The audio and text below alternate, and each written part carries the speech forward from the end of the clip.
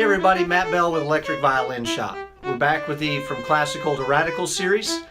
This week we're going to be talking about reverb and delay.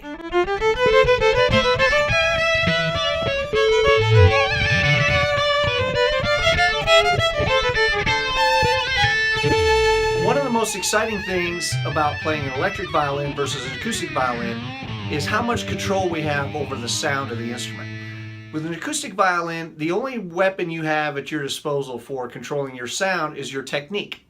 So with an electric instrument, you also have that weapon, but we can electronically manipulate the signal that comes from the instrument in order to change the sound up a whole lot. Now, two of the effects that are most used by electric violinists, even those who don't want to use effects, are reverb and delay. We don't want to get too deep into the physics of what reverb is and how it works, but let's just say that it is a simulation of what a closed or semi-enclosed space sounds like with the violin in it. If you've been playing the violin for more than a week or two, you've probably practiced in your bathroom or in your kitchen because it just sounds amazing, right? There's that sound that room has. That's called natural reverb. Now we can bottle that sound and put it in a pedal or in a computer and take that with us. We can take it with us into the studio, or we can take that with us live. The terminology that we use for an unprocessed signal is that we call that a dry signal. I'm going to play for you a dry signal of a violin that I recorded just a few minutes ago, and you can hear what that sounds like here.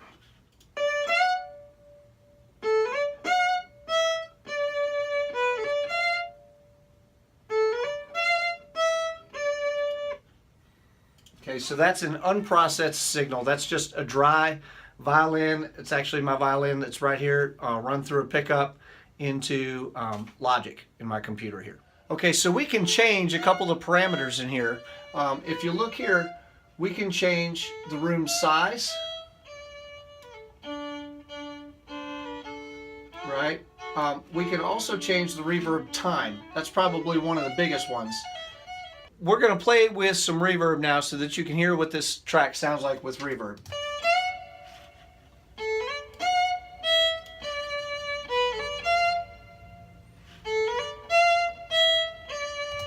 Okay, so that sounds like we're in a bottom of a well almost, right? So one of the things that we can do, we can decrease the amount of reverb time. It's set at 3 seconds. Let's cut that in half. Pull it down to about 1.5 seconds. And now hear what that sounds like.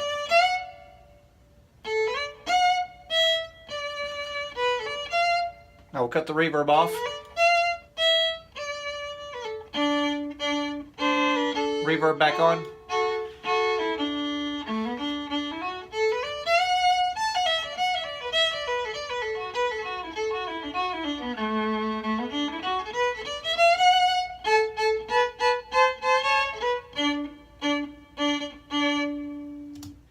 So reverb can make you sound better, right? But like any tool, it can also make you sound worse if you don't use it correctly.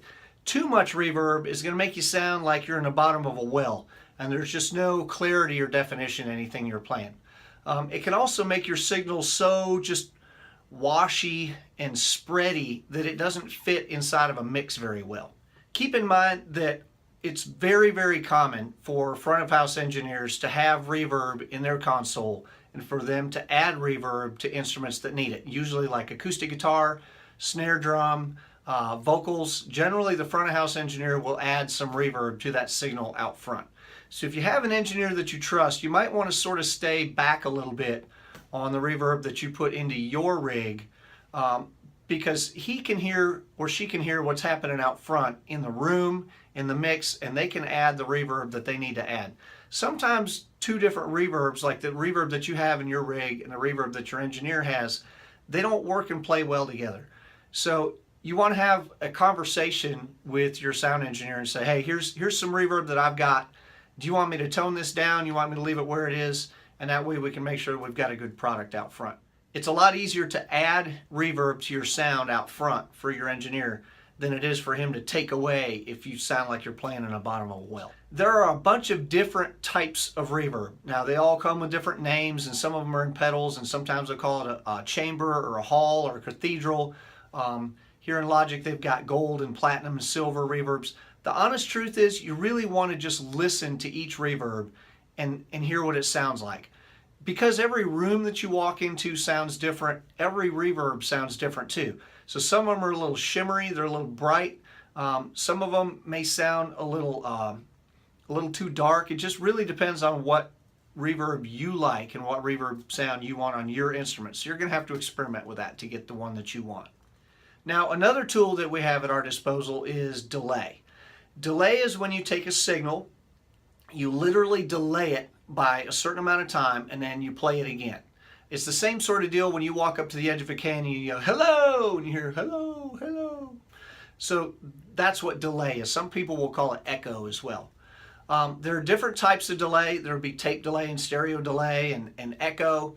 But just in general, when we're talking about delay, there are 3 parameters to adjust in a delay. The first one is time, how much space is between that first hit and the corresponding playback. The second parameter is feedback. So that tells you how many of those delays you hear. It's hello, hello, hello, hello, hello. Do we want 2 of those, 4 of those, 15 of those? So feedback is what we adjust to decide how many delayed signals we want played back. And then the third one is level, and that's just how loud the response is. If we want it to be hello, hello, hello, hello, hello, hello, we want them loud, or we want them to tail off pretty fast. So it goes hello, hello, hello, okay? And all of those are artistic choices that you have to make as a musician, and it sort of all depends on the song that you're playing, the sound that you have, how you're going to fit into the mix, all of those things. We've got the original thing that I played for you, the original piece that I played, and we're going to put some delay on it now.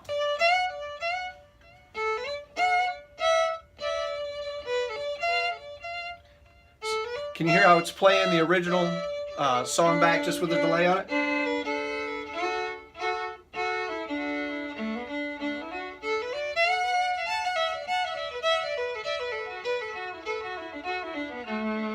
Okay, so one of the things, I've got the feedback set relatively high here, 20%. We're going to back that off so we get a little bit less. And one of the reasons I played that lick I did at the beginning, ba-doo-bop, and then left some silence so you can hear what that delayed signal sounds like.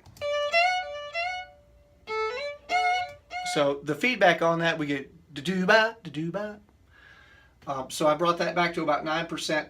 The time on here, I've got synced to the quarter note. I recorded this with a click track, and you can sync your delay, and sometimes with a pedal that's called a tap tempo. So you can tap that pedal in time with the music, and you can get your delay to sync up.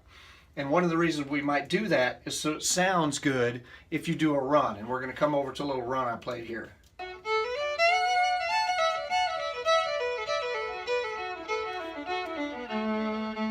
So you hear how those sort of work together. They sort of run together. What delay does is it sort of fattens you up a little bit. And once you put that into a mix, if I pull that down some, we're going to pull that delayed signal down.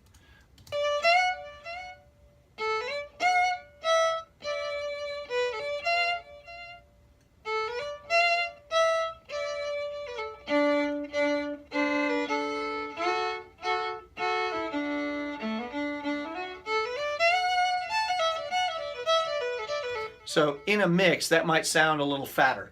Now if we add the reverb back in too, we've got reverb and delay on here.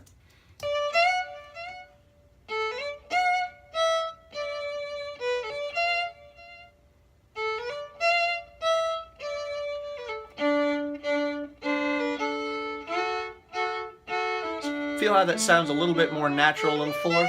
We'll mute those.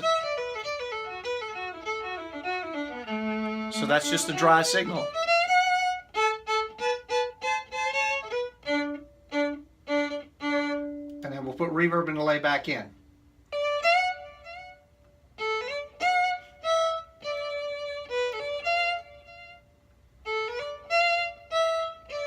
So it just sort of fattens up your sound a little bit. How do we get these sounds? How do we get these reverb and delay sounds? In the studio, the recording software that you're using, this is Logic Express. It will have probably more options than you can even imagine. It's going to have a ton of different reverbs, a ton of different delays, and you can just sort of sit and experiment with those. In a live setting, reverb and delay are often available in the front of house console like we talked about. Reverb almost always and delay sometimes. If you want more of an in-your-face sound that you control instead of the front of house engineer, there's sort of two different ways. You can choose between stomp boxes or multi-effects pedals. The advantage to stomp boxes is that you can get exactly the reverb or exactly the delay that you want, exactly the sound, right? And then you can buy the box that has that sound in it. The advantage to a multi-effects pedal is that you can build presets, and depending on the pedal, you can link more than one reverb or delay together. So presets save you from having to bend down and mess with the knobs on your pedals during the performance. Depending on the kind of band you're in, you may not have time to do that. And that's distracting to both you and your audience maybe. But you have to live with the reverb sounds and the delay sounds that come with your multi-effects pedal. So there's sort of pluses and minuses to both. You have to decide which one's right for you. So that's reverb and delay. Experiment, play, have fun. Understand that effects are interactive.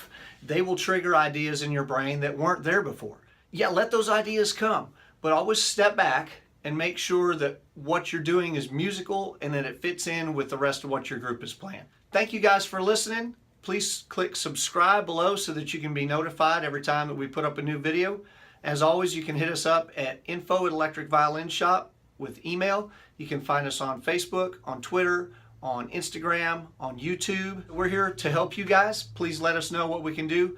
Put any questions you have in the comments section and we will try to address those in future videos. Thanks so much and we'll see you next time.